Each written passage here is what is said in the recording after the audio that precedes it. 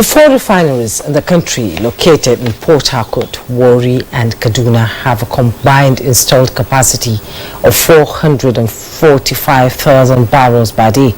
Now, it is disheartening, however, that none of them is working at the moment and that the country has to import refined petroleum products to meet local consumption. Quite disheartening, Jumai, especially considering that an estimated 12 trillion naira was spent between 2015 and last year for turnaround maintenance of the refineries, as well as fuel subsidies, and that's according to data sourced from the NNPC. Now, despite Nigeria's status as now the second largest crude oil producer, it continues to rely on Belgium and other European nations to refine its crude oil. And we understand that out of the 3 Belgian refineries which Nigeria patronizes, 2 are owned by ExxonMobil and Total, which are international oil companies operating in Nigeria in a joint venture with the NNPC Limited. Yet, Nigeria's refineries are comatose and lying fallow, but other African countries have better stories to tell in oil and gas. Of course, now in Africa, Morocco doesn't produce crude oil, but has a refinery with a plate capacity of 200,000 barrels per day. Now, Egypt is ranked number 5 in Africa in terms of production, but has 9 refineries with a plate number of 800,000 barrels per day capacity. Algeria, which is of course one of the leading producers of crude oil on the continent, has 5 refineries with well over 670,000 barrels per day. Now, Libya is also there. It has refineries, 5 of them, and the capacity is around about 380,000 barrels per day. That is even in the midst of war there. And if we take a look at our West African neighbors, the combined oil producing capacity of Niger Republic, Cameroon, Ivory Coast, Ghana and Liberia is less than half of Nigeria's oil producing capacity, yet each of them has an operational refinery in their respective countries. So what are these countries doing differently? Industry experts have continued to attribute the rot in Nigeria's refineries to poor leadership and corruption, which have made turnaround maintenance and the subsidy regime some conduit, many would argue, for fleecing the nation's scarce financial resources. And this is owing to the fact that several deadlines have been missed for the rehabilitation of the Port Harcourt, Warri and Kaduna refineries to become operational. And this is after huge funds have been spent on them. Indeed, Kingsley, and meanwhile, the subsidy regime is expected to end next month in June, as the outgoing administration did not make budgetary provision for further payments. And this puts the incoming government in a difficult position. Industry experts, however, believe that if the refineries can come on stream, they will significantly reduce Nigeria's reliance on imported petroleum products. No doubt about that, Jumai. Now the nation is putting so much hope on the privately owned refinery, and that's the Dangote refinery, which is soon to come on stream, and is projected to have a refining capacity of 650,000 barrels per day.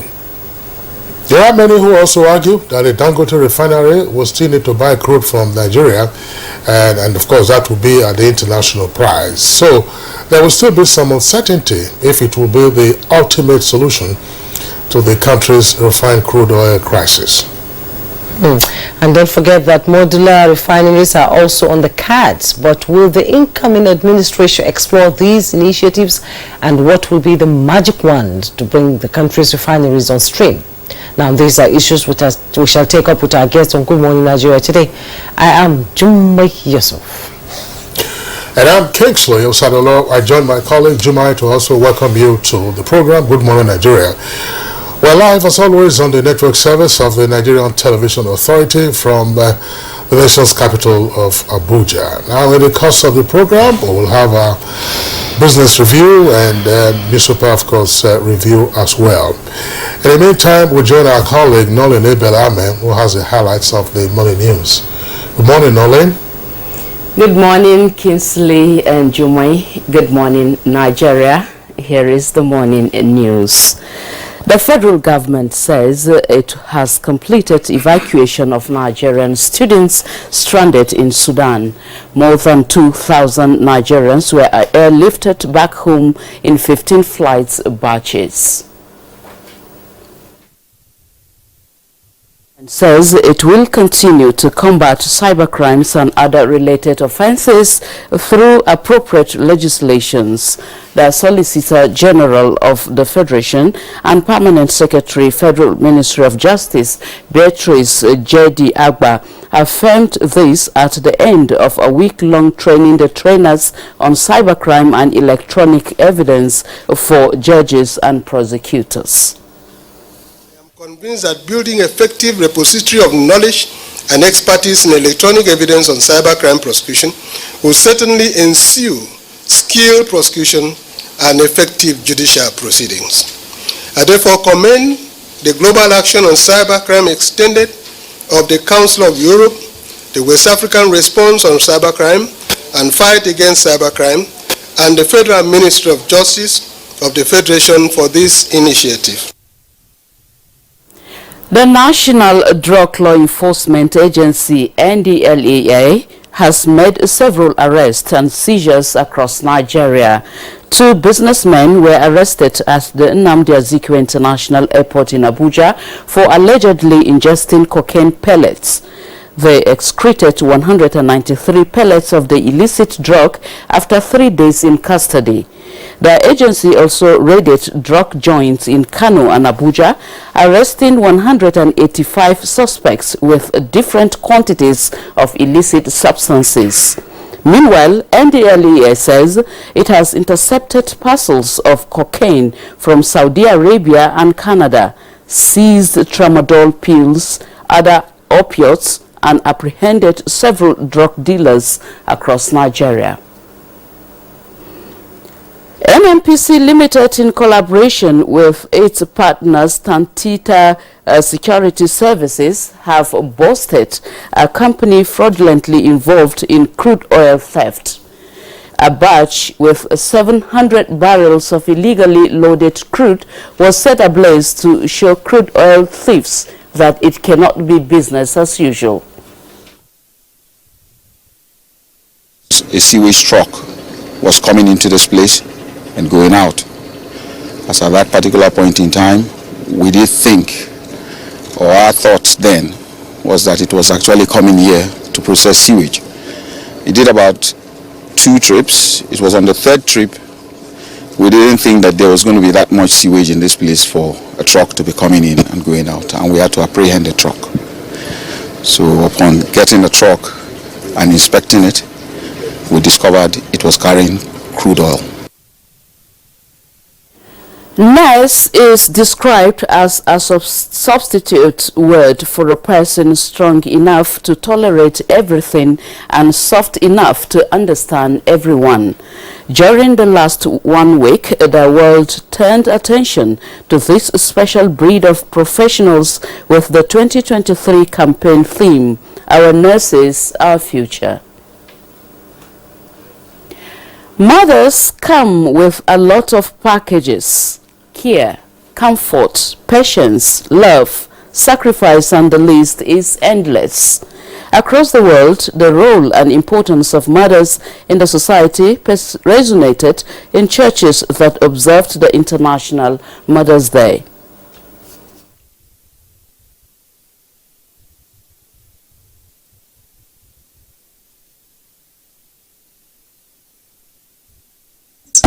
Fathers, the whom have to appreciate the sacrifices of women. Everybody is an offspring of a woman.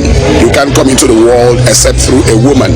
So it's such a special occasion. We celebrate our mothers, our wives, our sisters. Mother is supreme. Mother is gold to me. Each time I remember my mom, I also remember every other woman around in the world. And that concludes the morning news. Good Morning Nigeria continues with Kinsley and Jume after the break. I am Nolene Ebel Ame.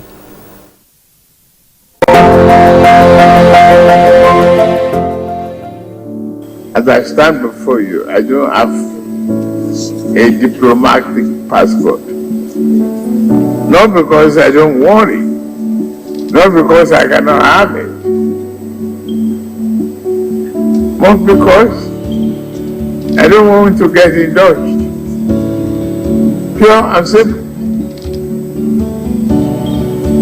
I want to be a citizen of a country, and that citizenship is the simplicity of living within the realm of your effort.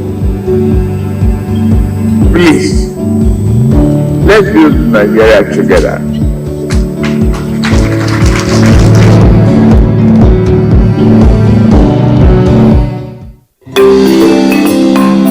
From north to south, from east to west, we share one blood in our veins. The blood of Nigeria, Nigeria's blood, proud and strong. We stand together, we belong together, we cherish our diversity. We celebrate our unity, we honor our history, we shape our destiny. We are Nigerians, Nigerian mothers, fathers, sons and daughters, brave and free. We love our country. We live by our fierce, unique bond. This is our blood. Nigeria, better together. This message is powered by the Presidential Transition Council, PTC. The 14th Ordinary Session of the General Assembly of the African Union of Broadcasting will convene from May 16 to May 20, 2023 in Abuja, Nigeria.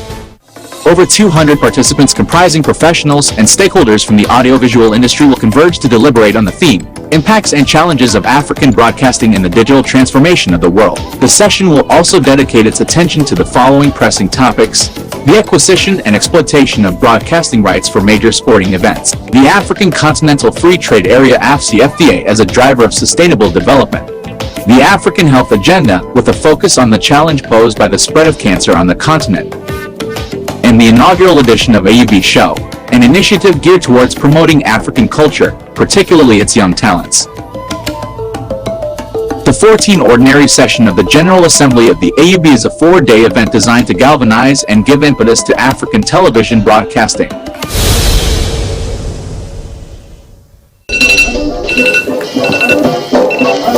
morning. My life is a whole lot easier now, even when I'm working from home. I still get everything done. Workout track. And faster too. Guys, I'll make my decision and get back to you. I take my meetings uninterrupted. Video call Catherine. Calling Catherine. Check in with Bay.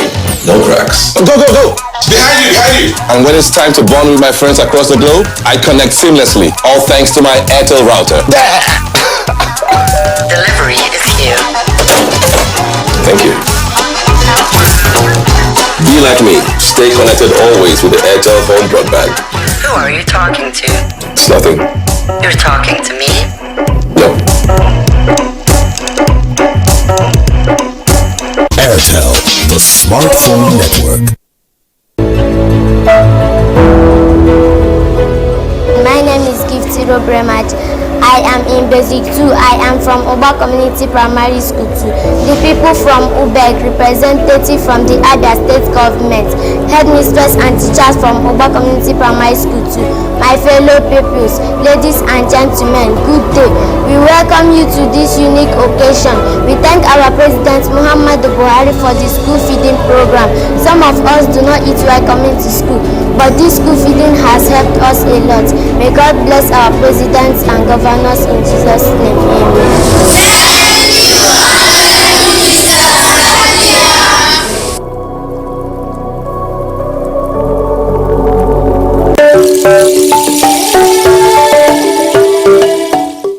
Let's not relent in our nation-building efforts. After the elections, we have a nation to build.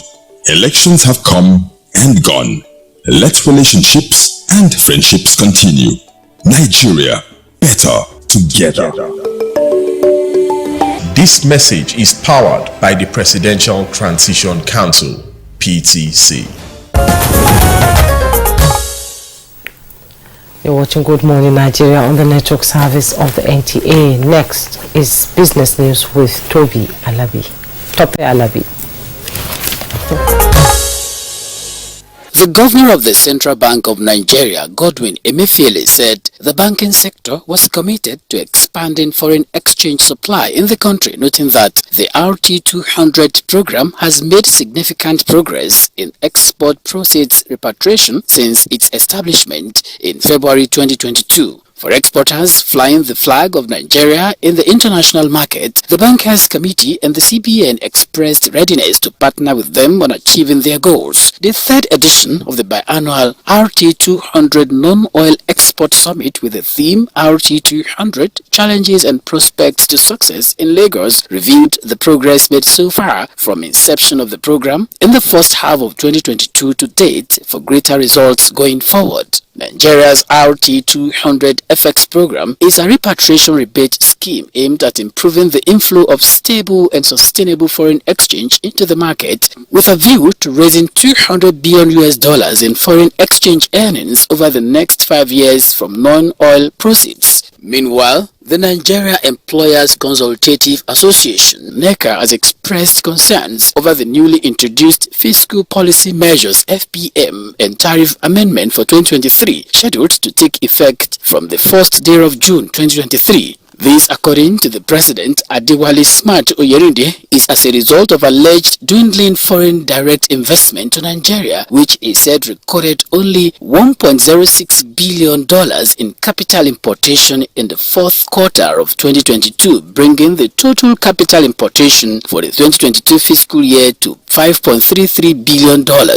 You know, in a situation where an employer pays over 60 different kind of taxes, levies, and fees annually. So it's all those, bring them together, they strangulate businesses. And once businesses are challenged, you know, are not thinking of competitiveness but survival, then it affects a lot of things. It's more like cause and effect. Adewale Smart called on the federal government to suspend the implementation of the newly introduced fiscal policy measure and maintain status quo of no excise increase other than as prescribed in the 2022 fiscal policy measures approved by the president earlier in 2022. With business news, I am Tope Alabi. Many thanks for the business news package on Good Morning Nigeria. A review of the papers we have this morning. Follows next.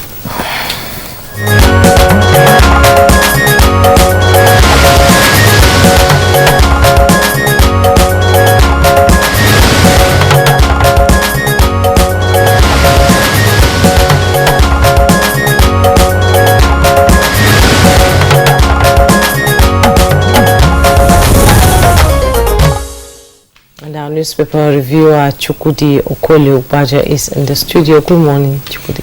Good morning, Juma. How are you doing? I'm fine. Good to see you again. Let's see. I hope you had a good weekend. Yes, I did. I slept some. I did.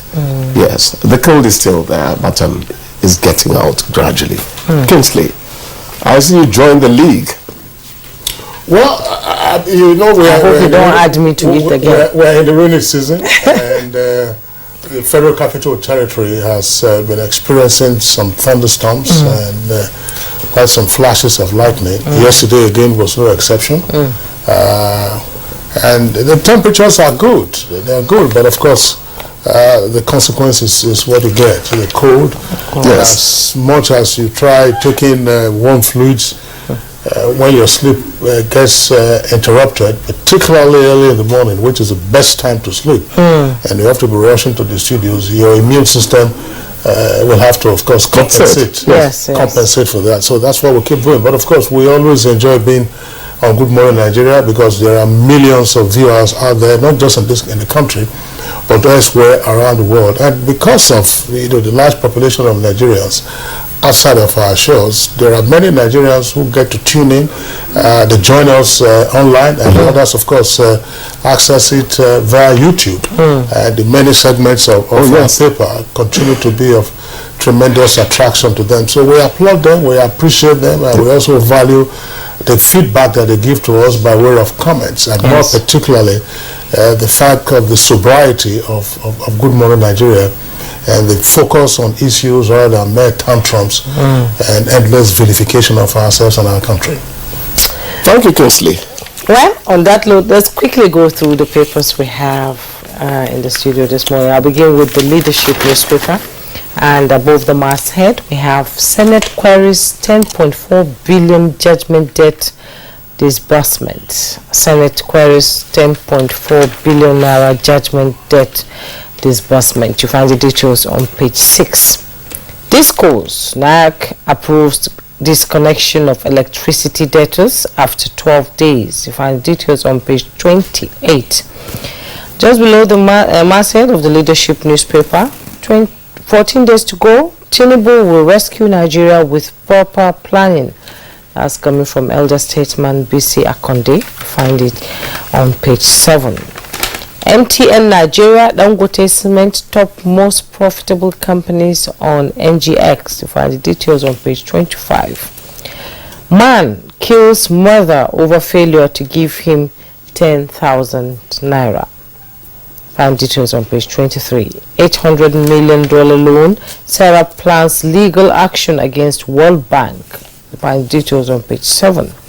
And the picture story you see there, Nigerian young girl set to break world cooking record. And the pictures of 27-year-old Nigerian chef Hilda Abati, who is on the verge of breaking the Guinness World Record for longest cooking time by an individual in action. You find details on page 6. And the headlines in the Leadership newspaper, National Assembly leadership. Anxiety heightens as APC governors meet today. Anxiety heightens as APC governors meet today. With kickers, aggrieved aspirants reject Deputy Speaker offer. Don't bow to pressure, stakeholders counsel Tinubu. We will not allow repeat of 2015 drama, National Vice Chairman, and PDP shops for surprise nominee. That's about what we have in the Leadership newspaper this morning, please. Okay, we also have the Punch newspaper above the name flag, the following headlines. 86 senators will support me, says Akpabio. Operators demand tough sanctions as Nigeria loses 313 billion naira to oil thieves. Why I rejected requests to visit Tinubu, that's according to Bode George. The news story has a double-decker headline and one rider. States paying governors jumbo pensions owe 3 trillion naira debt. States paying governors jumbo pensions owe 3 trillion naira debt. TUC wants governors to pay workers' arrears and experts flay jumbo packages. Speaker, that's the kicker, Abbas Betara split opposition camp. Nigeria imports 2.7 trillion naira sugar as government master plan stalls. Buhari's failure to rescue Ilea Sharibu disappointing. Prisoners feeding. States fault federal government, seek new revenue formula. Death shakes Nollywood as 3 actors and technician die in 1 week. Sheung Kuti, that's the kicker, musician may report to police today, appoints Falana. That's on page 16. Chukudi. Thank you, Kingsley. This is an investigation, so attribution does not arise at all. The Punch is saying that states paying outgoing governors jumbo pensions owe 3 trillion naira rather. Now this investigation has it that at least 18 governors will retire into real opulence, a luxury, a life of luxury when they leave office on May 29, 2023. They have arranged or are retiring into jumbo pays invariably approved by the affected states' legislatures, many of which are at the beck and call of the governors anyway. Now, when a governor serves a state for 4 years, and maybe even 8 years, if he got lucky a second time at the polls, for crying out loud, some perks of office should follow them back into their private lives. Nobody's disputing that. What people are perhaps peeved about is that funds and complementary packages going out of office, so to speak, with the governors, you know, do not quite share the same territory with good reasoning, particularly when you consider that a lot of scholar, is lying out there on the landscape of the states they govern. So you can't quite, marry the two situations.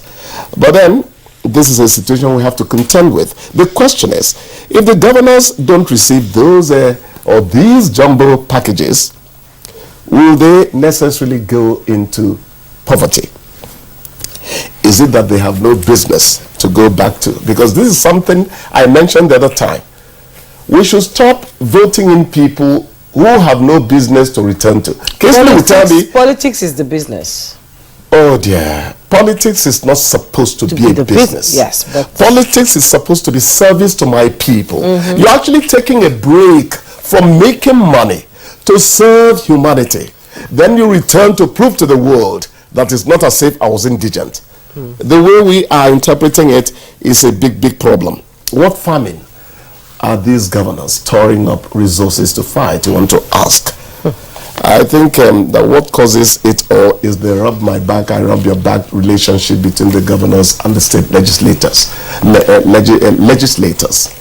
Well, they have they've always had financial autonomy. Forget the act and the bill and the act that eventually empowers them. They've always had it.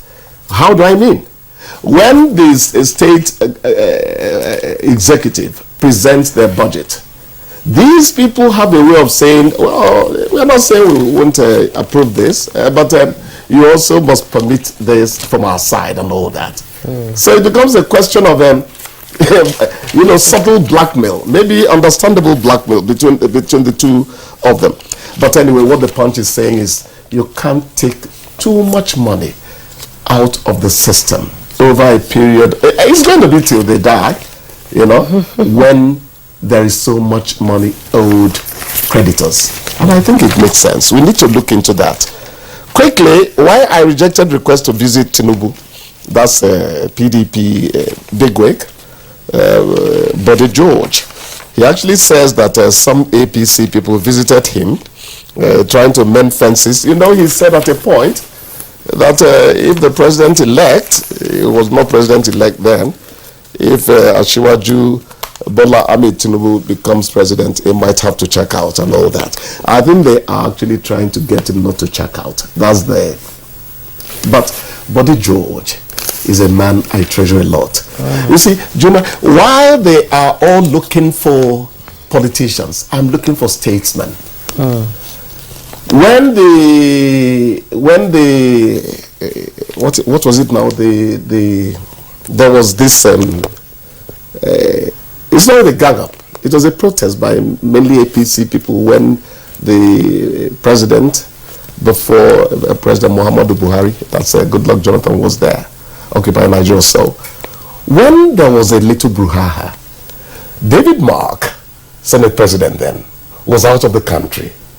When he got to the airport and they said Nigeria is getting to a standstill, it was over removal of oil subsidy. He said everything will quieten down in 24 hours. Within 18 hours, there was peace. Jumai, I had my way of looking for statesmen. I haven't come here to promote David Mark, but I watch people. Those are the people I want to listen to. That's the point. I'm looking at this story.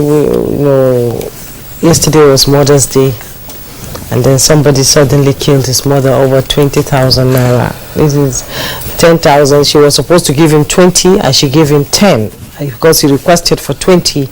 And when she went to the bank, she came and gave him 10, and he ended up killing her. They say he's mentally. I wanted to ask you if there's a history of madness in his family, for the past 30 or years. whether he's a solo madman. But we've had so many stories across the country of recent of children, killing their parents all over the country, and it's a trend that I think needs to be looked into. Psychiatric care is very, very important. Most people don't want to go to these psychiatric hospitals because people say they are mad, but you don't need to be mad to see a psychiatrist. Do you? I have a direct experience with my wife. I'm a bit bold to say it because when certain things happen to you, you get informed and find out how ignorant society has always been. Yes. Look, mental health issues are found in the country. Yes. Almost every nook and cranny you look. But nobody wants to be identified as a mad person. No. In the case of my wife, she had a stroke and lost speech. It's a mental health issue. It is. Many people are having depression that is almost leading them to suicide. We're only looking to cure malaria and typhoid.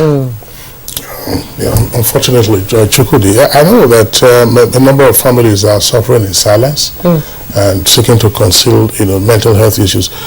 A few years ago, in Asaba, the terrible incident that happened, a family conducted a memorial service of the passing of the husband, that is, the father of the family, 3 children, and upon their return to the house, one of the 3 children took a knife and stabbed the other 2 siblings to death right in the presence of their mom. But why? That's it. And unfortunately, the mom is just passed away some months ago. Heartbreaking. What needs to be done? Because we have taken on mental health issues on Good Morning Nigeria. We discussed suicide on a number of occasions. Our guests, who are of course very regular on the program, Jibril a brilliant psychiatrist from Ibadan. We have to get over the stigma. Yes. Get over the stigma. There should be no stigma. People do, in advanced countries, they do self-check-in into a facility for them. Because you can't live in an environment such as ours and not have traces of mental health issues, as we said, whether it's depression or otherwise. So it's a melancholy. And then, of course, we have a social support system, but that doesn't suffice. It doesn't. There are persons who are just walking around the street and they are vacant. And because of the stigma, or furiously having conversation with themselves. Yes, and with the like Kingsley said, the stigma prevents them from seeking help. There should be no stigma. In Nigeria, you can't even talk to your sibling about issues you have before you say that mad person. The moment you have a problem, she's mad. She's crazy. That's what we have to. And it doesn't. Even within the family system, it doesn't result. It doesn't result in all cases from substance abuse. No, it doesn't. Yeah, you're completely right. Before we go, we must touch on this issue because it's a very significant public interest matter. Okay. Shehu Kuti, the son of Fela Anikulapo Kuti, was shown in a video that went viral at the weekend assaulting a policeman in Lagos. He not only slapped him, he also threatened him, wagging a finger at the police officer. And calling him, say, whether are you with a craze, are you mad? Whatever the provocation. I was wrong. Whatever the provocation, happily the Inspector General of Police has called for his arrest and prosecution. The Police Service Commission, the chairman, has also called for diligent prosecution of that case. Look, it is not a question of saying citizens should take the laws into their hands. That police officer should be commended for his equanimity under such intense provocation by a citizen. Assuming the police officer obviously his hands were free, so he was bearing no arms. If the police officer had retaliated and the thing went by this morning, you will be sure that many people would have written millions, if not trillions of words, like father, like son. What the police did to Fela, that is what they are doing to his son now, XYZ. They should take this matter and prosecute it. And I'm saying this advisedly. We have also seen videos of police officers assaulting citizens. Those videos were escalated to the police authorities, and those police officers were disciplined by the police authorities upon proper investigation. Some demoted and others dismissed from the force. We have seen the video. So if it can happen to a civil police officer who is assaulting a private citizen, you as a private citizen, you have no right whatsoever to assault an officer in uniform. Kingsley, as far as I'm concerned, policemen will remain heroes to me. I'm not trying to denigrate us, but the truth is that if society gets the kind of police force it deserves, we should not blackmail the police by hiding the fact that many of us are worse than the police. I'm not excusing any excesses by the police. But a man who wears a uniform, if he's not respected, you're not going to be my friend forever. Imagine if that happened in America. No, I mean, that's not how it will go. And then one other video, we're leaving now, please.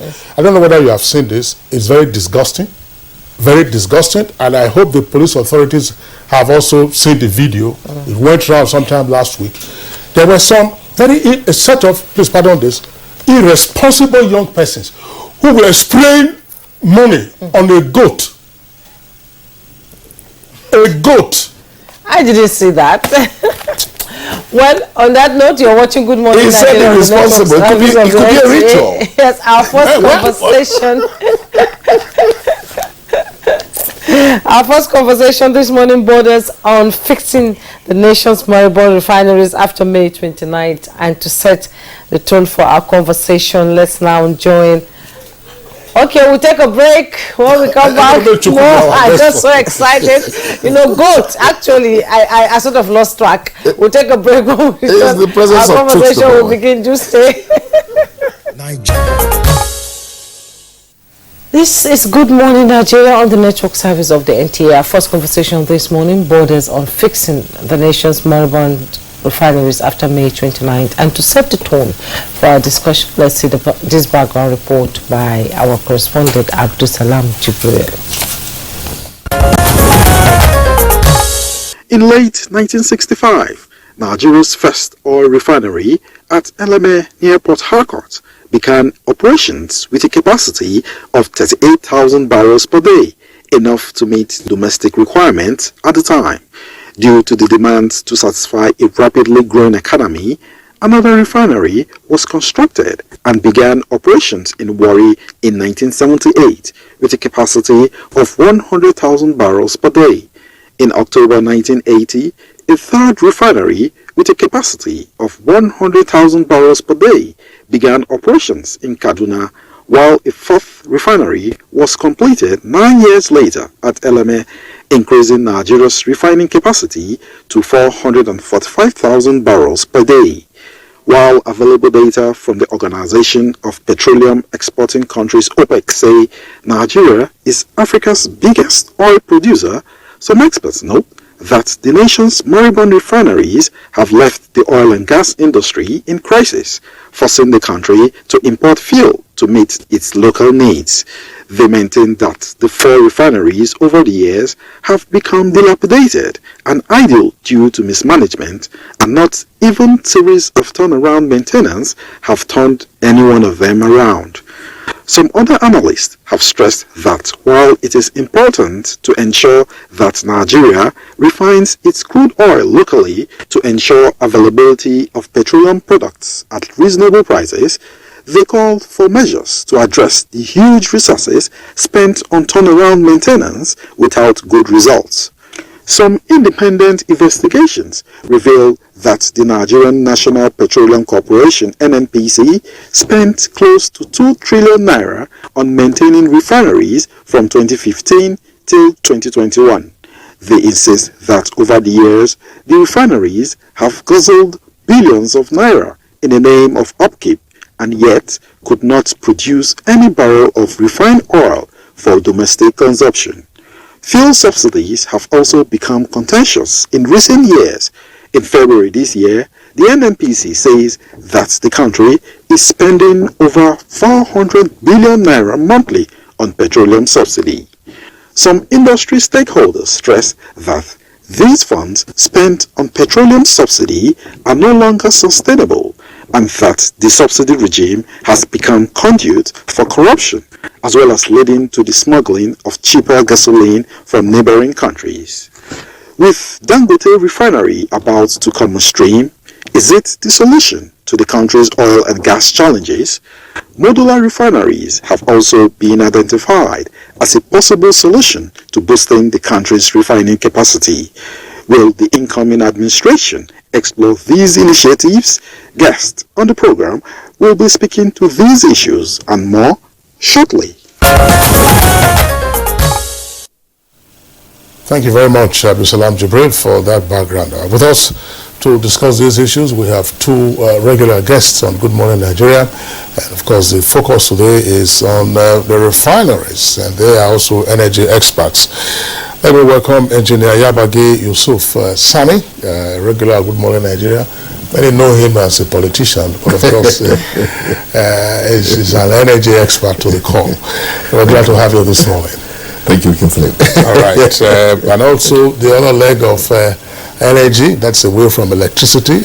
We have Odion Omofoma, who is the CEO of New Hampshire Group. Odion, we're glad to have you this morning. Thank you, Kingsley. Good morning, Nigeria. And also joining us via Zoom from Warri, Delta State, is Captain Warade Enisho. He's the Executive Director, Operations, Tantita Security Services Nigeria Limited. Thanks for joining us. Thank you very much, and good morning. Okay, yeah, we do hope that when it lays by, you'll be able to participate in the conversation. I don't know how we're going to start this conversation and where it's going to lead on, because the background is clear. We discussed this, that we are not one of the known oil-producing countries in the world. We are amongst the leading oil-producing countries, not just on the continent, but elsewhere in the world. But the lingering national embarrassment is there. And perhaps this just reminds me of a saying in our place, that what causes a child to laugh will also make that child to weep. A couple of decades ago, people were celebrating the fact that the turnaround maintenance of refineries had become a conduit for lining pockets. The economy, of course, was much more constrained. We had not had the revolutions in ICT, for instance. So sources of income or revenue for those who were targeting the public purse were fairly limited. So turnaround maintenance was a sluice gate. People, those who were engaged in it, they were all laughing. And today, we are seeing the consequence. So, and then you keep hearing, they will fix this, they will fix that. They will fix this, they will fix that. Nothing ever gets done. Elsewhere, from where we import our refined petroleum products, those refineries have been in operation for several decades. I've seen some refineries in the U.S., and when you see the ages of some of those refineries, you say to yourself, how are they able to run this? But it looks like we will collapse what we have and then say, no, let's go abroad, let's go abroad. And just take it from wherever you want to take it and tell us what we need to do. Thank you, Kingsley. Well, we have to take it from the history of oil and gas in Nigeria and what has happened in particular with the refined products, that is the refineries. You have the upstream, midstream, downstream in the sector. You look at how did we come to have the refineries? If you look at from the 70s, when the pipelines, the depots, most of the refineries were built. Like you rightly said, like the saying goes, like the teeth that the lion used to play with the cubs, it's the same teeth that it used to bite and then harm other animals or something like that. So that's what has happened actually, like you put it, in the oil and gas sector. And the history I'm talking about is, why is it that with all the systems, the machinery, the instrument, the gamut of what you call the oil and gas industry, like I said, from the upstream, where you produce it, to the midstream, where you refine it and distribute it to the downstream, which is the depots, why is it that we are not getting it right? I think the answer is not far-fetched. I'm sorry to use a current example, what is happening, which is with our elections.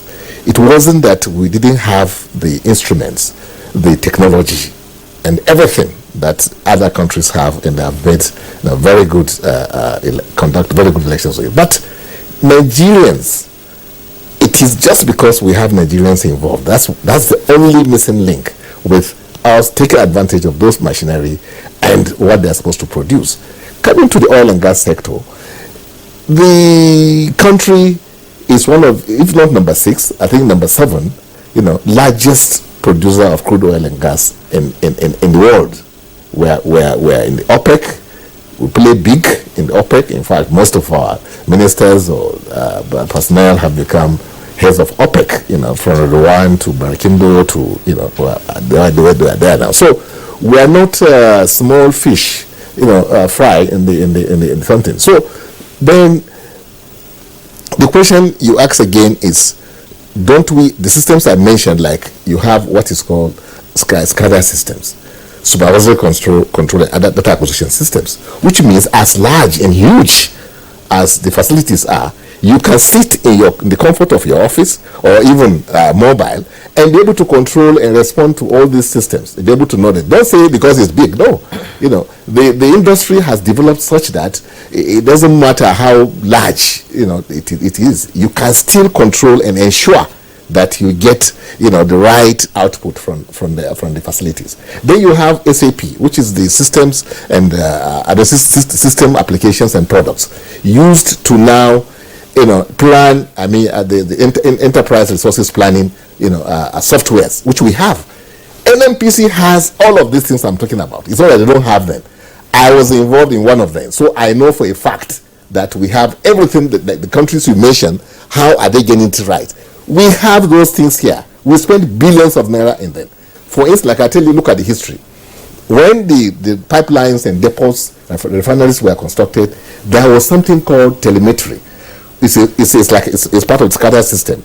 It's supposed to enable NMPC in Abuja here to monitor what enters the facilities and what goes out of it.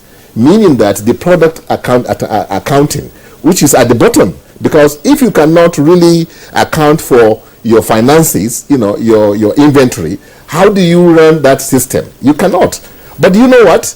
They allow these depots to be constructed, but the telemetry system was never even installed.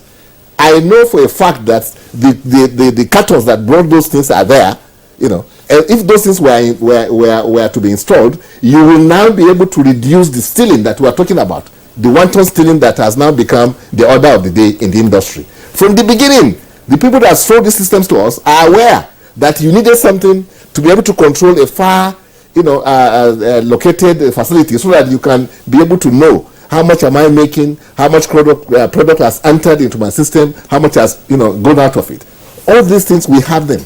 And I know even after that telemetry was not installed, other systems were brought into the system because I was responsible for one of them.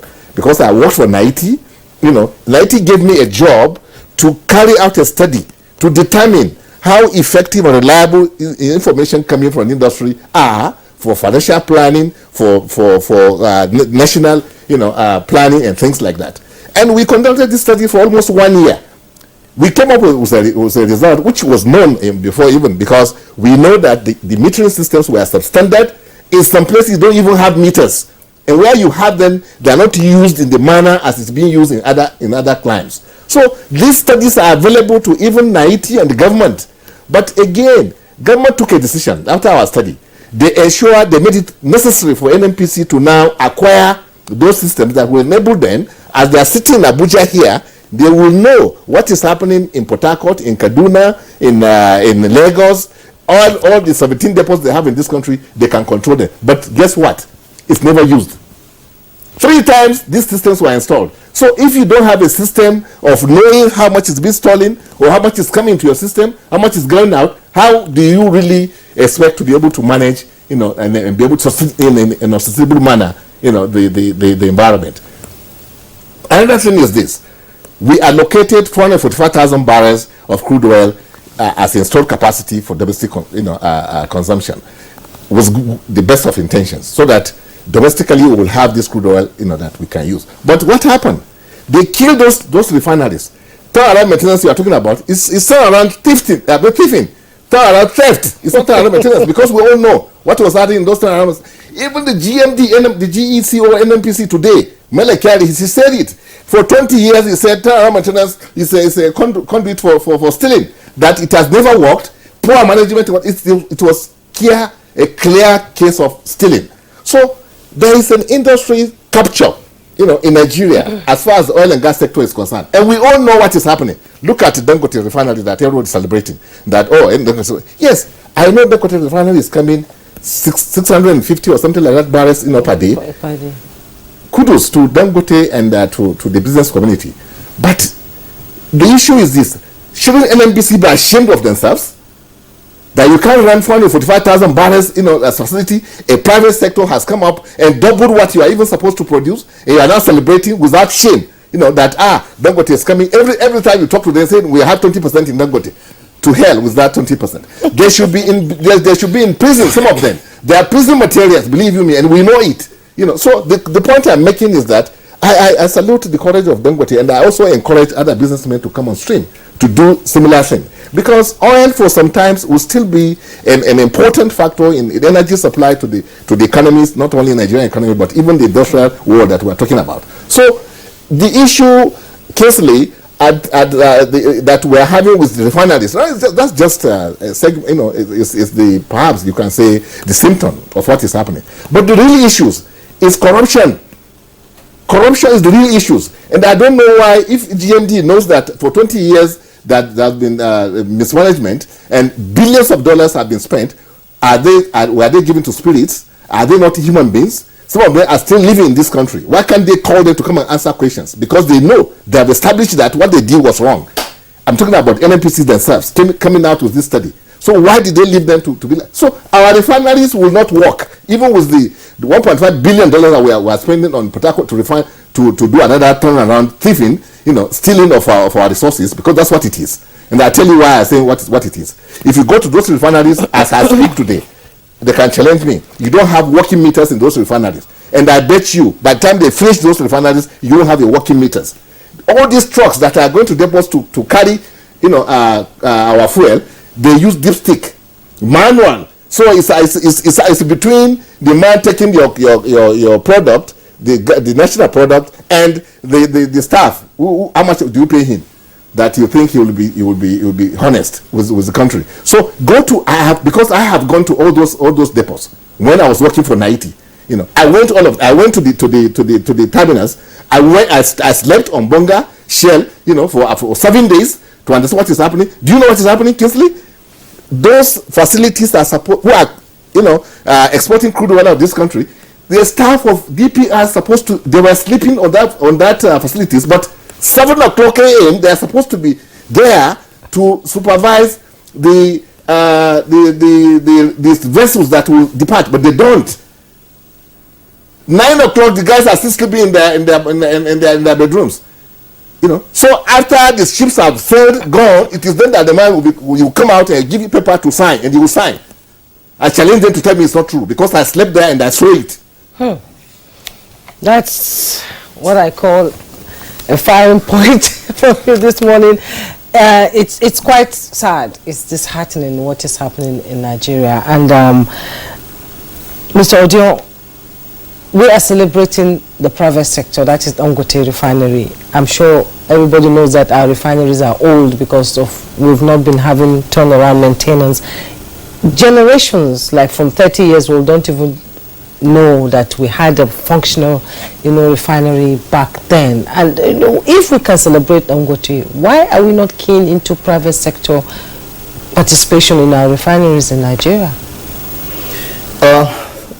I think, first of all, let's congratulate Dangote for taking that immense step.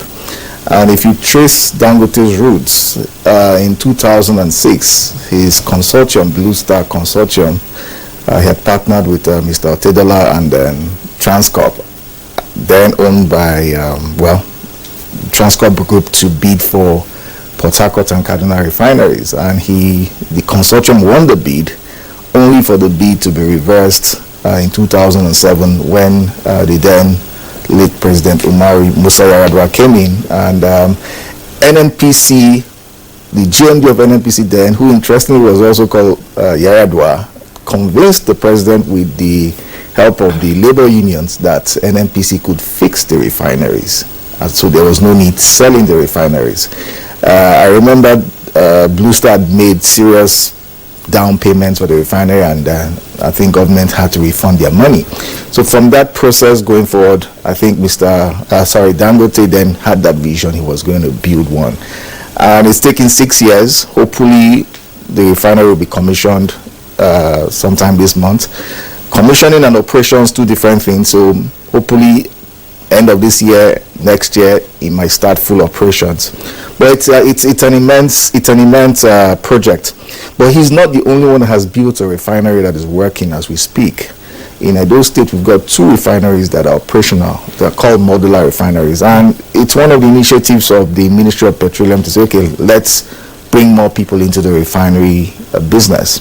So they had they had a process, or rather a regulation, where they sort of developed a framework for people or investors to invest in modular refineries. And as we speak, there's the ND Western modular refinery. That's 11,000 barrel refinery producing mainly diesel. That's in River State.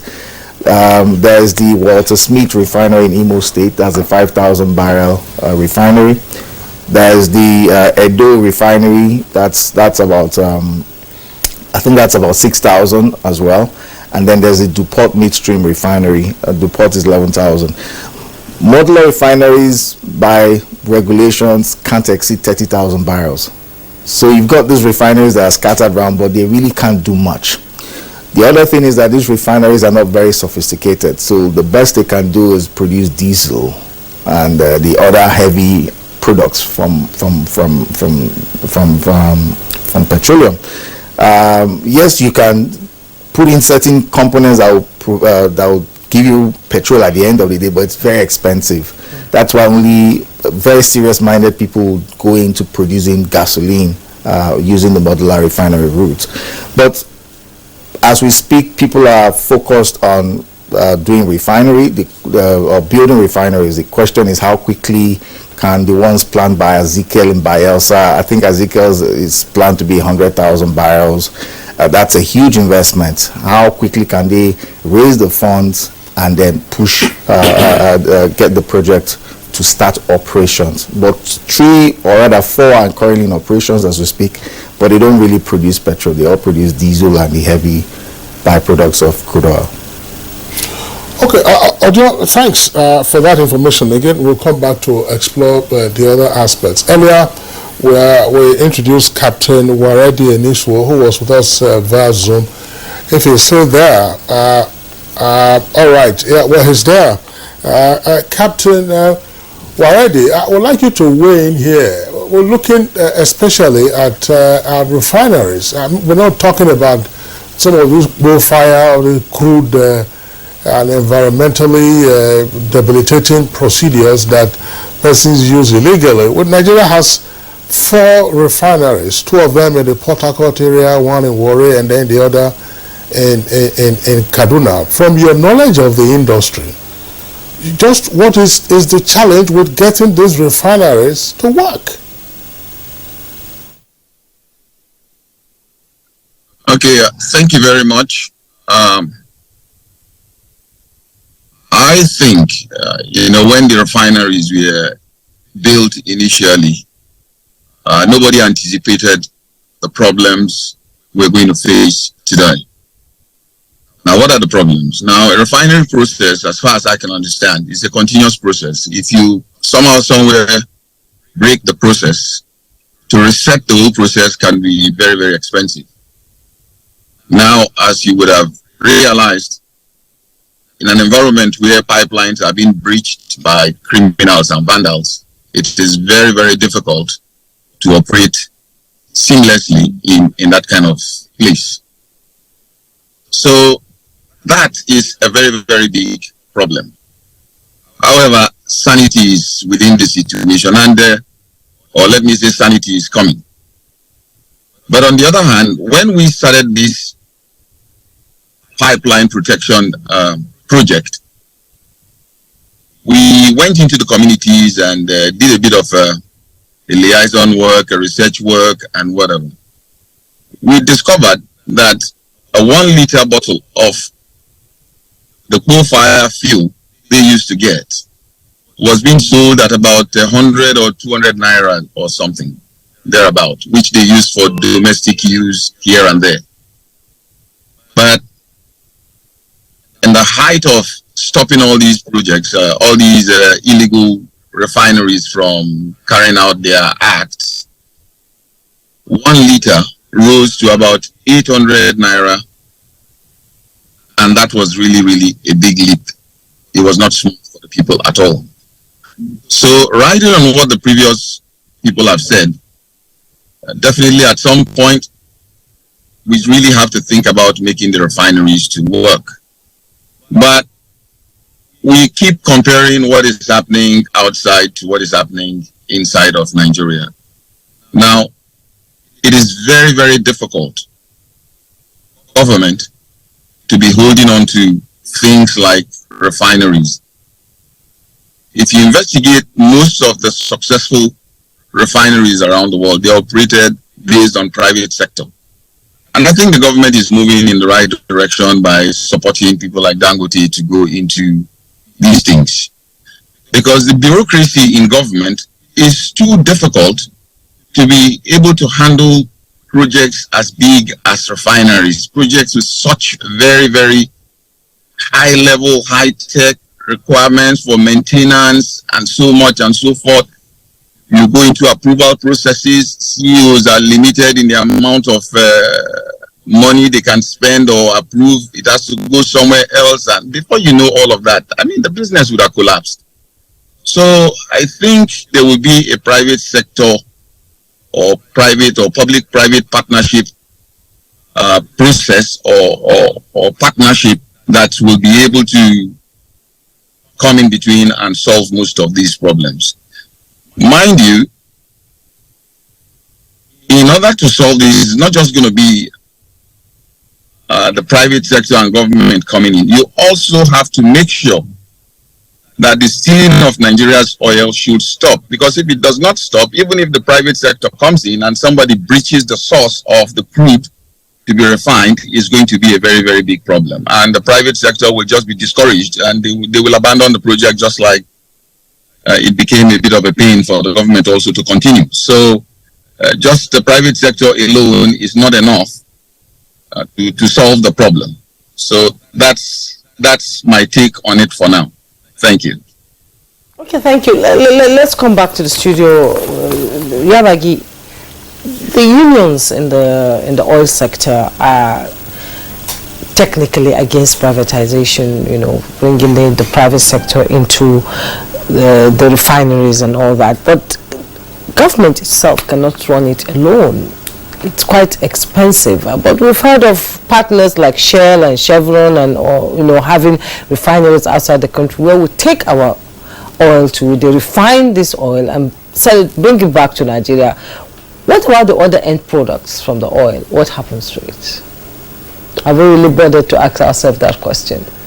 Yeah, well, that's why a lot of people believe that where we have comparative advantage in terms of trade with other countries, we end up empowering other people's economies by giving them more jobs, for them to be able to employ their people. And then here we starve, our own people. We have graduates, and refineries employ not just unskilled labor.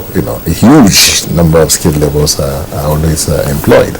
So it's supposed to be an opportunity for this country, really, to be what we're supposed to be, a great nation. But unfortunately, this is what is happening. That's why Pengasam, if I listen to what they were saying, that we need to copy what we are doing with LNG, where private sector are allowed to run the enterprise, and they pay dividends, to the country and employ Nigerians and things like that. I think that's what we must do. That's what the last speaker was talking about. That privatization is the way to go. And we have a good example in Dangote. I know that definitely because it's a private setup, it will be efficient. But don't lose the side of the dilemma which the government is in. The dilemma is that oil is a political product, and that if you do not manage it well, it can create political problems social problems for the government by way of economic pressure that will come. For example, Venezuela and other countries. Yes. So this is why all along I think government has been trying to find a way by which they will have control over the price that the nationals are supposed to pay for this product. But because of the corruption, it has not worked. So they must develop other models whereby the downstream should be 100%, privatized, and then you bring in some dampers in form of some economic intervention, programs that will assuage, the pains that the nationals will suffer, and you won't have the labor union fighting you or something like that. I remember in the 80s when the military administration was trying to tackle the issue of subsidy removal. I was one of those that gave them advice on a two-tier system. If you remember, there was a time when we were selling petrol from two different petrol stations. If you are private, you go to one. If you are commercial, so it was my idea. It worked. It was to douse the tension to ensure that the productive sector, which at that point in time and now is the transporters and things like that, they perform productive services, for the economy. So, issue of refineries, issue of subsidy, it's more of dealing with the mafia that are in that, in that sector. Cabals, exactly, cabals. And they are official people. It's not somebody from outside, like the oil and gas sector, NNPC or whatever. These cabals are people that you are paying salaries, giving them fantastic allowances and whatever. But they completely ignore and throw away their responsibilities to work for the country. They work for themselves, and this is the truth about it. So the issue now is government must find another formula. Allow privatization. Not in NNPCL, I'm talking about that kind of privatization, that nothing has changed. That they tell you it's a different place, and what you see, the more you see is the more the thing remains the same. So I'm not talking about NNPCL kind of privatization. I'm talking about real privatization, that the refineries will now have new boards, new GMDs and new whatever you want to have as personnel of these, these entities. And again, suggestions have been made before to the government that why don't you make it, a kind of sweet and sour policy when you sell your crude oil to Shell, like you said, ExxonMobil and whatever you who come to buy our crude oil. Like you rightly said, they are experts in the refinery, in the refining of these products. Why don't you say, okay, we are selling to you 1 million barrels of crude oil, but I want 30% of, or even 20% to be refined locally by you. And I'm not saying you should sell it to me after you refine. Take it to international, market, sell it to whoever you want to sell it to. If you are selling to me, let me also pay the market price. But then what have you done? You will now force these organizations that are experts to now begin to look at how they can make your refining capacity also to become, efficient. So, and other countries are doing it, in policy where they know they have comparative advantage. They bring in policies that will make you to look inwards, how they can grow their own economy, not only taking our crude oil. We don't, believe me, what you don't even know is this. We don't even know who people buying our crude oil. Which is the most irresponsible policy you can ever find anywhere in the world. Saudi Arabia here, they sell their crude oil on CIF. They make sure you pay the cost of the crude, insurance, transportation, everything to Saudi Arabia. So the crude, they know where it is going. And they know what they also what they call ultimate consignee. Who is using my crude oil? Who is ultimately using this crude oil? So that maybe bilateral agreements can come. I know I'm running your economy to a very large extent because you get your raw material from me. So give me something also in return. That is absent in our client here. So, thanks. Let me bring this in. Some years ago, probably 5 or 6 years ago, on Good Morning Nigeria, we also had a conversation around the operations of our refineries. One of our guests, I've been struggling to recall his name. The name escapes me now. It joined us, I think, from Lagos for that conversation. And the interesting point about this was that he was a former refinery manager at Warri. His title was manager refinery, and he was the boss. That was the highest position. But you will recall I think it must have been in the 80s or early 90s, when the refineries were then converted into some pseudo limited liability companies, made into separate entities with their own boards, with their own chief executives, and so on and so forth. Did this then create governance issues that we are still grappling with? A gentleman, Warren Refinery at the time he was there was peak performance. His title, if you went to his office, nameplate would not be there, manager refinery, biggest shot in the place. Today, if you call somebody manager, I'm sure it will be 10 steps lower than that of the CEO, not coming anywhere near where the boards are.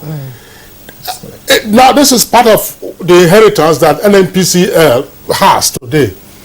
Are we going to have to continue with this, or we say, look, let's just, if a heart is already clogged, just don't do a bypass and forget all of this. The truth of the matter is the NNPC business model has really not worked, right? NNPC, prior to being called a limited entity, ran the upstream, midstream, downstream. At some point in the 90s, the downstream was privatized, so you had local players now come in. So that created a lot more efficiency. But the midstream and the upstream was still kept with NNPC, and it was managed centrally, and that has not worked. So you had issues at the refinery. Somebody needs a bit of mechanical work. He has to come to Abuja to get approval to make that part work. And there's something that the gentleman on Zoom said. The refinery process is a continuous flow process. You break one piece, you have to restart everything again. So you had a refinery, first of all, the pipelines would be sabotaged or some components in the refinery break down. Very interesting. In 2000, Gaius Obaseki was the GMD of NNPC. He gave an interview in The Guardian, and he said that the refineries were at 75% operational, operational. That what he needed to get it to 100% was the FCC, that's the fluid catalytic cracker unit. And by 2001, he expects that piece of equipment to be in place. And then we went on this, the government then had a change of mind, let's privatize the refineries, and then that pretty much killed the refineries. But in 2015, 2016, that same piece of equipment was still being said that they will still bring it in. Then Emeka Ofo, who was the turnaround, who was his company was doing the supposed maintenance, said the FCCU was expected, and Port Harcourt refinery will get to 75%. This was 2015, and then 2020 everything shut down. The point is the NNPC model has not worked because NNPC gets money from the crude oil sales, and as a business cannot account for the midstream losses it is suffering from the refineries. The refineries are a loss-making business, but you would not know because NNPC's revenue from the upstream supports that whole loss process. If you were to split NNPC, remove the refinery completely, entirely from the NNPC structure, you would start to see progress because whoever will own it will make sure it works or supposedly work. But because NNPC's business model, they run a balance sheet that covers everything, or a good balance sheet, you will think NNPC is profitable, meanwhile the refineries are dying. Now, there's another aspect of the refinery business that we're not looking at, and the gentleman has mentioned it, corruption, but we're looking at it internally. You see, Nigeria imports close to $30 to $50 billion worth of products. Petrol, petrol, diesel, jet fuel, kerosene, LPFO, right? We import these products. Forget about the refineries manufacturing. There are people in Switzerland, young boys, sitting in Swiss office that have become billionaires by trading Nigerian products, trading Nigerian cargoes. There are people who have become billionaires by chartering ships, brokering ships that will move our crude to the refineries and then broker ships that will bring in the products. There are people who have made money just by doing the insurance on those things. Now, those people, it is not in their best interest for government-owned refineries to work because the NNPC still controls the industry. So they can afford to give somebody a $10 million bribe to make sure the refineries don't work. It's easy because their profits are in billions. I mean, just the margin alone on a cargo of petrol is huge, right? At some point in time in this country, people used to pay $1 million to whoever sat in PPMC to give them products, to give them allocation. No jokes. They used to pay $1 million. So it became a very, when you stop that process. What makes a child to laugh is what will make the child to Yes. cry. So we're looking at internal sabotage here. Internal and external sabotage. But the point is, this sabotage is allowed because of the model of the NMPC. NMPC controls both the midstream and upstream, right? The 442,000 barrels is what is making the refineries, my perspective, not to work now, because NNPC has to trade those cargoes and then bring in cargoes, and people are turning that around that. So if you still have that allocated to refine, people will always try and round trip.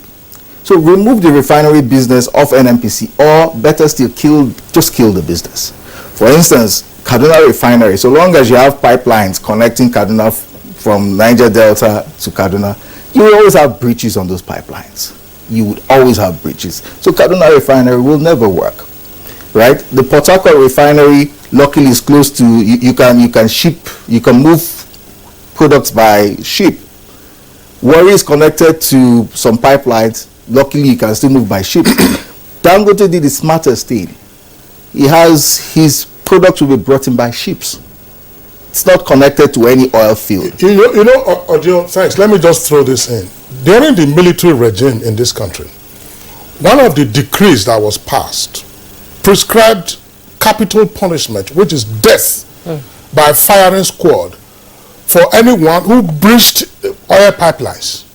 And the Nigerian intelligentsia, they're draconian, until breaches of pipelines, of crude, refined or otherwise, became an industry.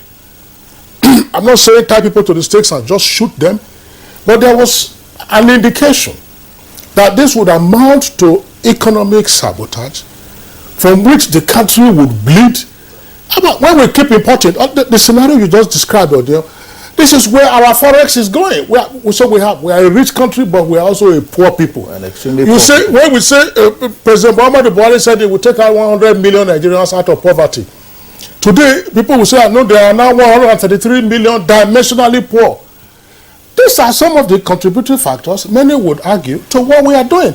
So, if there are saboteurs of your economy that are holding you by the jugular, one of the indices of nationhood is your capacity to respond to those persons and deter them. I believe so, gentlemen. Well, I agree with you to an extent, but guess what? If your business model continues to encourage that, you will kill the next man. Think about it. We used to tie people to Bar Beach and shoot them for armed robbery. It never stopped armed robbery because there was an incentive for people to steal. The point is, your business model, the business model NNPC currently runs, to my mind, enables the next man who gets into that position to sabotage the system for his own vested interest. The system allows somebody in Geneva who realizes that he makes a lot of margin trading Nigerian cargoes to infiltrate the system. I'm not talking of countries coming to infiltrate us. I'm talking of individuals agents coming to say, look, just penetrating certain people and saying, look, don't make this work, and here's your money. And it doesn't work, right? And beyond that, the Niger Delta militancy has made that capital punishment a bit now hard, because it's now part of the, how do you put it now, part of the restiveness, where people, agitations, and the next thing you know, they go breach a pipeline. Right, so it will be hard. You pretty much just kill almost everybody in the Niger Delta if you take capital punishment. But my point is this: NNPC, the business model of NNPC needs to change. Either NNPC needs to hive off its entire midstream operations and focus solely on upstream, or it shuts down that whole business and allows the private sector to take charge. But I'm also concerned if a private sector investor was to take over Warri refinery, right? That investor would have to invest in ships bringing in crude, because bringing those products by pipelines will never work. There would always be breaches, continuous breaches. No, but John, thanks. I'm just saying, we're going to Captain Waredi. We know that this is part of your area. Look, let's remind ourselves. The mafia in the U.S. was a menace to everyone, to the system, and so on and so forth. Everybody knows about Al Capone, you know about Charlie Lucky. Yeah. You also know, of course, about the five families in New York. Now, it took a Columbia professor of law to help draft what is called RICO. RICO is Racketeer Influenced and Corrupt Organizations Act. 10 years later, the authorities reached out to that RICO and they began to take out all the big bosses. And we all saw what happened. That led to the depreciation of the value, decimation of the ranks with hundreds of years of jail terms that they all suffered. So today in New York, well, of course, you still have the mafia, you still have them, but they are not as strong as they were. So if a society is challenged, I think that the right thing is for us to say, hey, listen, this is our jugular, how do we survive? Captain Waredi. Thank you very much once again. Just before I comment on that, I would also like to ride on the last addition. Part of also the problem we have always had is that the subsidy regime did not help the country at all. So a lot of people money from the subsidy, and those people will continue to make sure that the refineries don't work so that they can continue to benefit from the fraud coming out of the subsidy environment. One of the things you would know and agree is that while what you suggested and what that professor wrote worked, it worked because there are people with a common dream.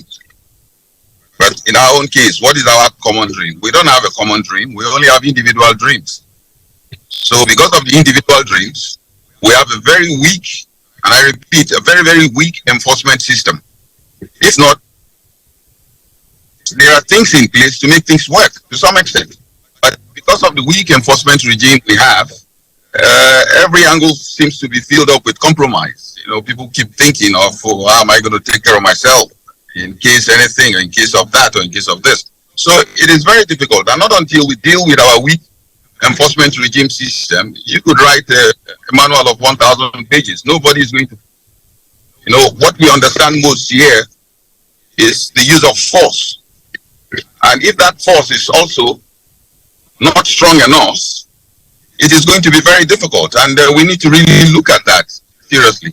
You know, as a private security firm, we're not a law enforcement agency.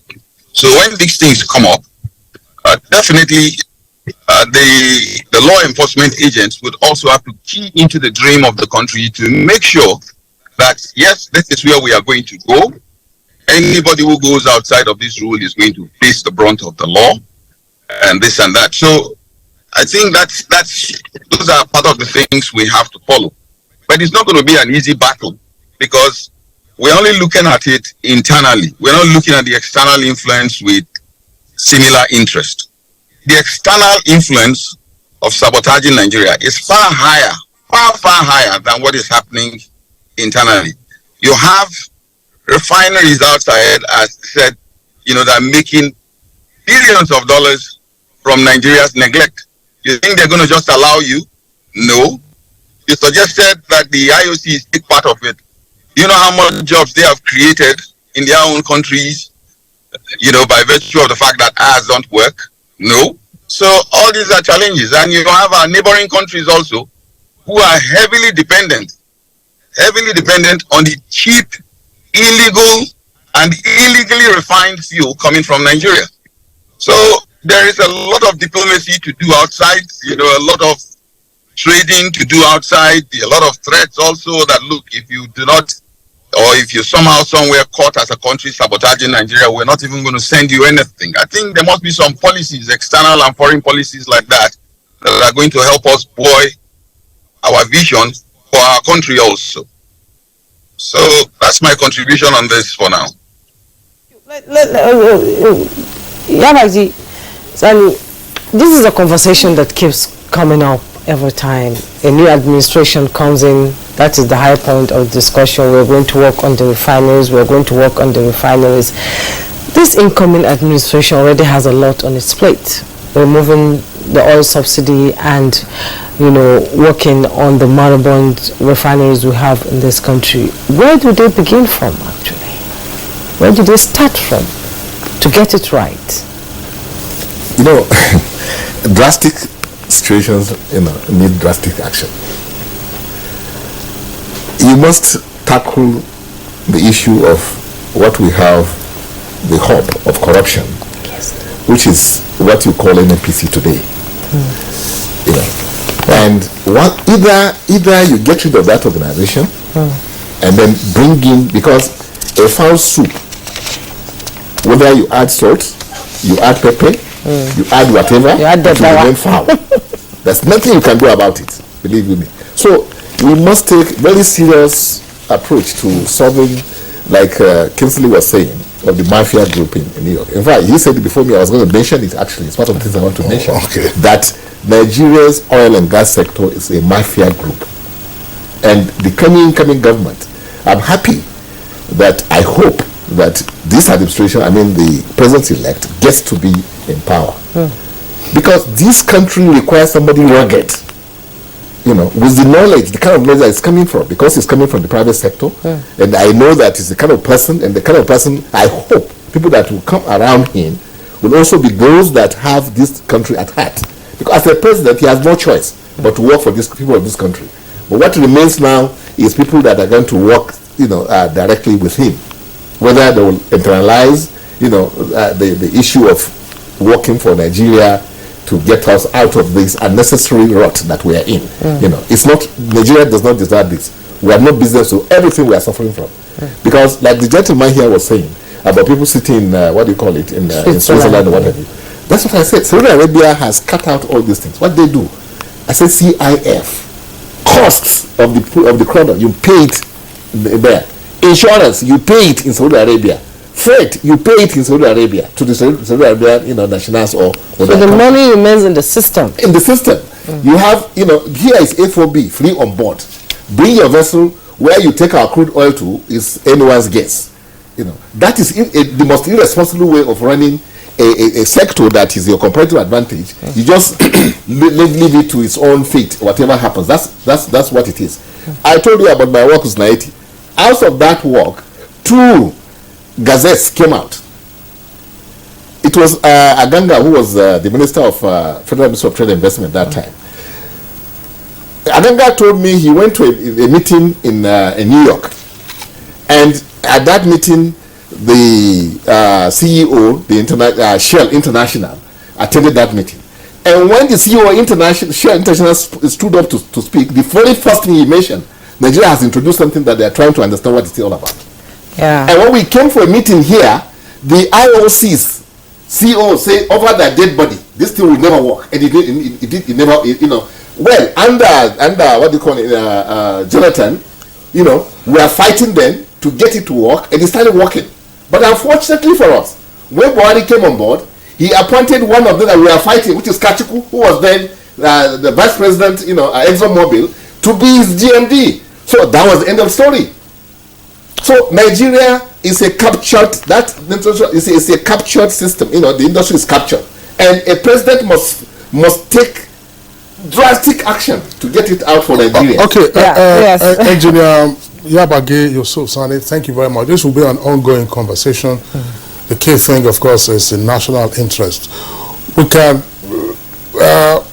build, as it were, now castles in the air and say how we're going to create jobs, In the meantime, the balloon that will take us to that level is pricked at all points by issues such as you guys have raised this morning, Odun Amorfoma, and particularly the external dimension to all of this. What does a nation that is challenged by this kind of racket that has international affiliations, how does a nation respond to that? And of course, you cannot be a nation, so-called, if you cannot respond to issues of of this. How many years did it take to build the Kaduna refinery? Yeah, exactly.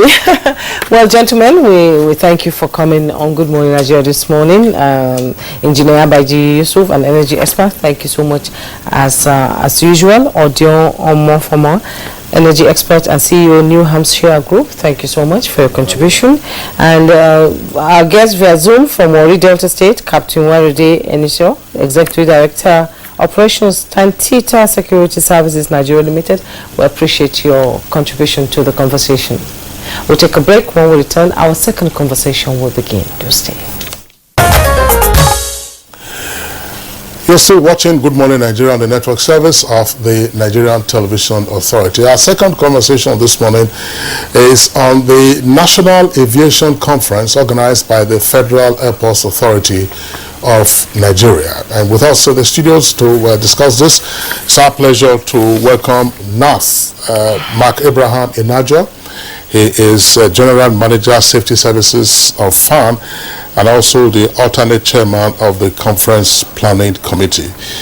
Mark Abraham Inajo, we're glad to have you this morning. Thank you very much, Kingsley. Good morning. It's a pleasure to have you. All right. So why this conference again? Well, why again? We're building on what we did last year. After we held the maiden edition last year, we discovered that there was really a need for us to keep talking so that we could understand one another better and engage one another better as stakeholders. And based on some of the issues that were raised, we realized that the discussion needed to continue.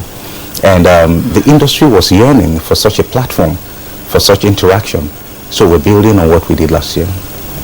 Yes, and while I was going to my research, trying to get a grip on the conversation this morning, I read something from somebody who is part of the aviation sector around the world, and that's Mark Abraham, and he said, we really look forward to going to Abuja in 2023. It would be a great opportunity to highlight the opportunities for the aviation community in West Africa. And we know already that many local and international companies are ready to join us. So what's it going to be like?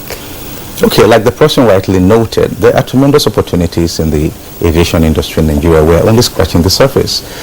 Airports are not just meant to ferry people from one place to the other or process that movement. But there are investment opportunities within the airports, and then we also hope to showcase the investment opportunities within the communities where these airports are located. For instance, I was in Bauchi sometime last year. The last time I was in Bauchi, I was 16 years old, an undergraduate, and we were part of a tourist club, students of University of Jos. And we went there, and I proceeded to Bauchi, and I said, this place is still existing, but it is so quiet.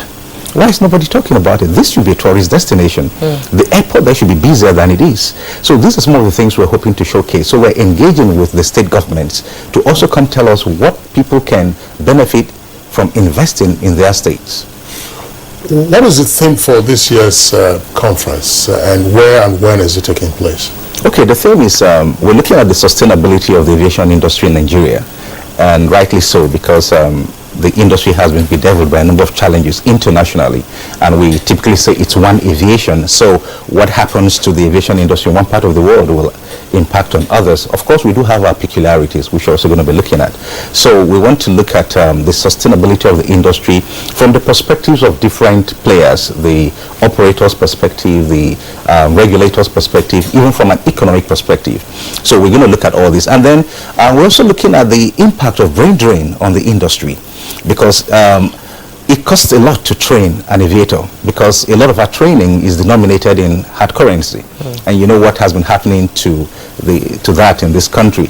And then you train these young men and women, and after a while they tell you they're leaving the country because they're giving offers in other parts of the world. So it's one of the areas we want to look at. How do we make our young aviators stay back and grow this industry? So what will it offer stakeholders? Well, first, a platform for self-expression, and we need to know where the shoe pinches them so that we can profile solutions, and then we need to know what the other person needs to do to facilitate your own operations so that we have a more efficient system. And the discussions start today, and will run all the way to the 18th at the International Conference Center in Abuja. All right, so we're just seeing that on the screen now. Yes. That's the FAN National Aviation Conference. This is all in country, or are you expecting participants from outside the country? A handful of them. For instance, we have the Airports Council International President for Africa, Mr. Emmanuel Chavez is already in the country. He'll be giving the keynote address. He was here last year. And then we have a group from Lithuania. They're making a presentation on the investment opportunities in their country and what they can do with Nigeria. So those basically are the two foreign people or bodies who are participating with us.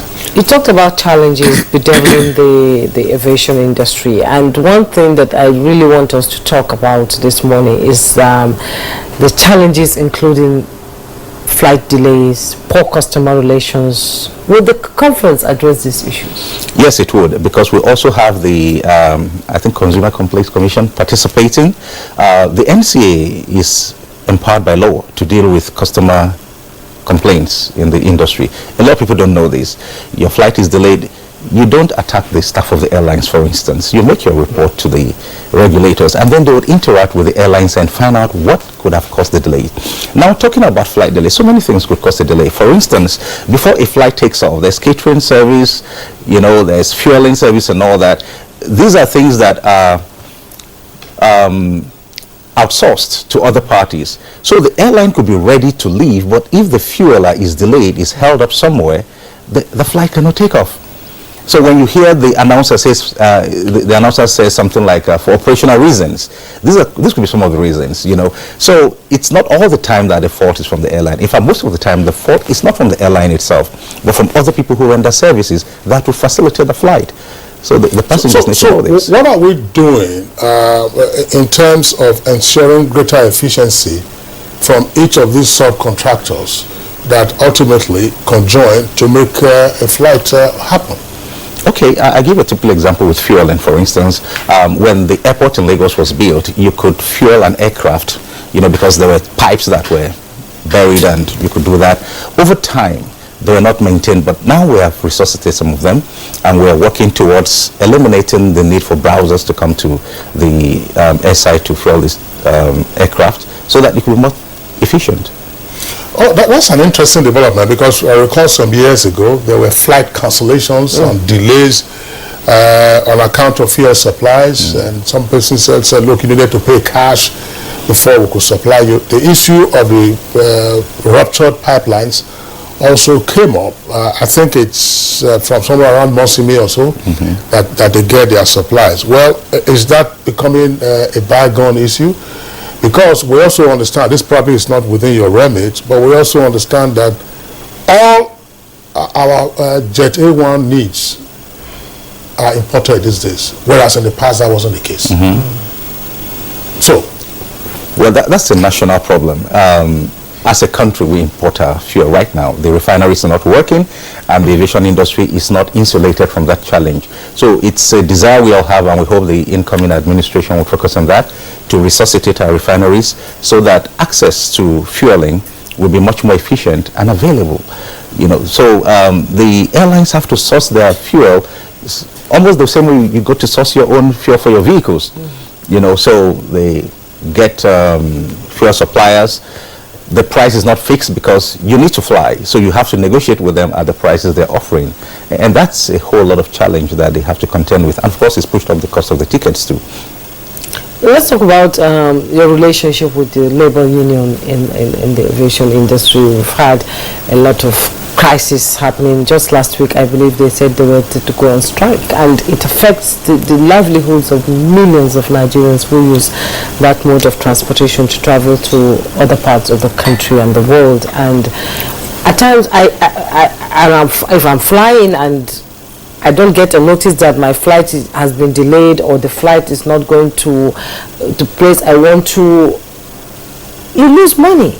What happens to people who lose opportunities, who lose money and still complain, but the complaint doesn't get to the right authority that it can be addressed?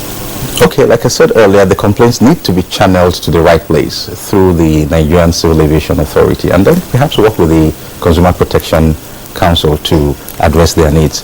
But talking about our relationship with the unions, The unions have a platform in this conference. They would also speak to the stakeholders, sustainability of the aviation industry, Nigerian workers' perspective.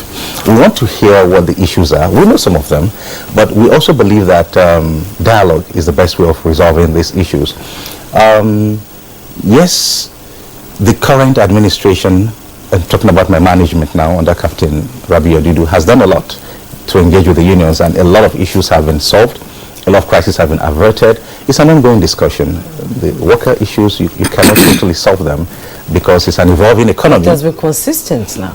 In recent times, but some of them are being worked on. For instance, some of them are not within the purview of the aviation industry to resolve. For instance, the issues about wages. Our recommendations are with the Wages Commission.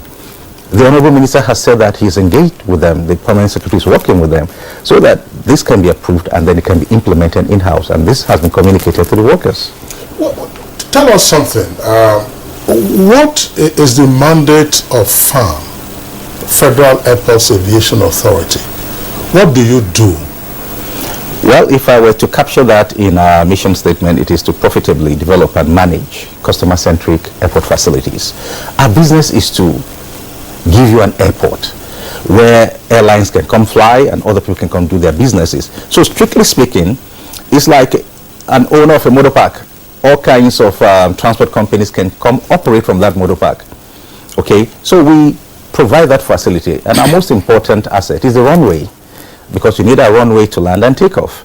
And then we manage every other thing, provide security so that your aircraft are safe, your luggage is safe and all that. These are ancillary services, but the focus really is providing the runway on the airside and ensuring that planes can take off and land safely in any airport in Nigeria. I asked this question advisedly, Jumai. Who owns the airport? And therefore, who owns the runway and the ancillary services for the runway? Why is it that some airports, the runways have remained the way they are? No extension, no addition, and sometimes to get an addition, it's almost like you are building an international airport. Whose responsibility is that? And second question before, so that you can just join us, we're running out of time. Will the airport concession be part of the conversation too? Okay, let me start with Kingsley's question. There are two people, basically, or two bodies, the federal government and the state governments. We have state-owned airports like Bauchi State and all that. Many state governments are thinking about building airports right now, and some are being built. Even the Lagos State government is building an airport. So that airport would belong to the Lagos State government. The federal government manages about 22 airports right now, and some of the state governments, having built their airports and realized that there are challenges with managing them, are handing them over to the federal government. So talking about the ownership, those that are built or handed over to federal government belong to the federal government, and the federal government provides for them. And you'll notice that there's been some development in terms of terminal enhancement, some of baggage processing facilities, we're replacing them. But Kingsley, when you talk about expanding the airport, that has to be based on a lot of studies, aeronautical studies. And then, of course, the flights going there, the growth. You don't just develop a new terminal because you want to increase the capacity of an airport. It has to be sustainable. It has to pay for itself. So we're gradually moving towards commercialization. And we're moving from an era where the government has a tight grip on the airports to bringing in private sector involvement. So we're working and partnering with people to help develop some of these facilities, because obviously the federal government doesn't have all the resources to develop the airports as it should be developed. And that comes to the issue of concession. The whole idea of concession is to bring in private participation, which in itself is a good idea. And what we're working on is to ensure that we dot the I's and cross the T's so that it meets the aspirations of all stakeholders in the industry. Well, Juma, I know we're going to sign them off now. If I were to be at your conference, one of the issues I will raise will pertain to baggage handling. How much time does it take for my flight to land and the airplane parks, and then I get my luggage? Sometimes you have a 50-minute flight, Lagos-Abuja, for instance, or Abuja-Lagos, and you spend another 70 minutes, not less than 45, 50 minutes waiting for your luggage to come out. and you see maybe only a few hands that are pushing the truck to go to the cargo hold. What is the meaning of this? Okay, we have ground handlers. Okay, talking about NACO, SACO, these are people whose business it is. Like I said, our business is to give you the runway and the facilities. But ground handling is not our business. But what we do, because you are our customers, we engage with them and say, please, can you make it easier for our customers? Can you reduce your processing time? If you need to employ more persons, if, for instance, the baggage processing equipment is the problem, FAN has been replacing those with modern facilities. Okay, so, and that's why, again, the conference is important. This issue would be discussed because the ground handlers are going to be part of the conference, and we'll talk about this. And then maybe they will understand that they don't need to throw our things carelessly if some things break in your box before you finally get it. Okay, Nath Mark Abraham Inajo, alternate chairman, FAN National Aviation Conference Planning Committee, and also the General Manager, Safety Services, Federal Airport Authority of Nigeria. Thank you so much, and we wish you all the best at the conference. Thank you, Jumai. Thank you, Kingsley. Thank you. And that's Good Morning Nigeria for today. Thank you so much for watching. Join us again tomorrow for another edition. I am Jumai Yusuf. Look after yourselves. I'm Kingsley Sadalo.